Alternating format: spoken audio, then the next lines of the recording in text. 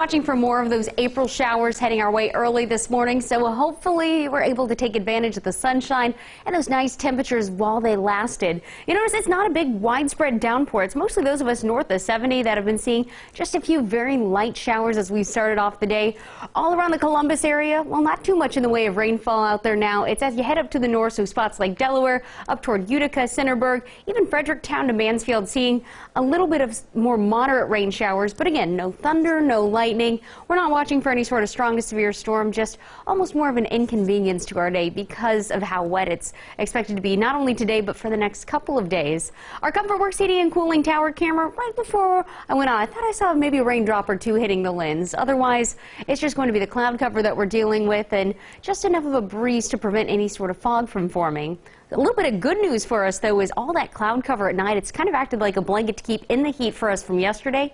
So we're waking up to the 50s pretty much across the board. One of the warmer spots right here in the city where we're 53 degrees in Columbus, 49 up by Marion, 48 in Bell Fountain, and even those upper 40s. Again, not feeling too bad, especially for this time of the year.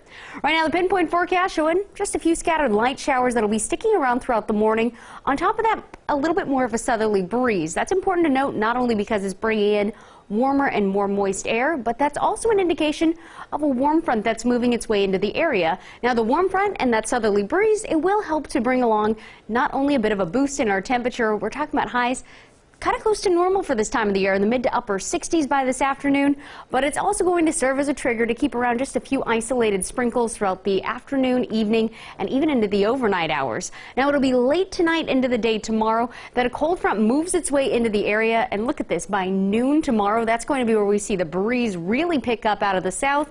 And then those of us off to the west of 23, not only expecting a few heavy pockets of rainfall throughout the afternoon, but a few embedded thunderstorms as well. Those will scoot their way off to the east by about 6 o'clock, and so by tomorrow evening we'll be left behind with a few light showers, and even into the day Thursday.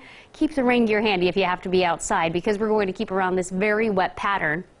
Overall, expecting anywhere from about 1 inch to 1.5 inches of new rainfall between today, tomorrow, and Thursday. So not quite enough to create flood concerns, but definitely enough that, again, it's just going to be great weather to be inside, or at least grab the rain gear the next few days if you will be outdoors. Now, after that cold front moves through, we will be watching for a drop in temperature by Thursday. We'll see temperatures by then back into the 50s, and then Matt and Monica, finally, just in time for the weekend, we'll be able to rebound those temperatures to the 60s, even 70s by Saturday, and both days looking dry for us, too.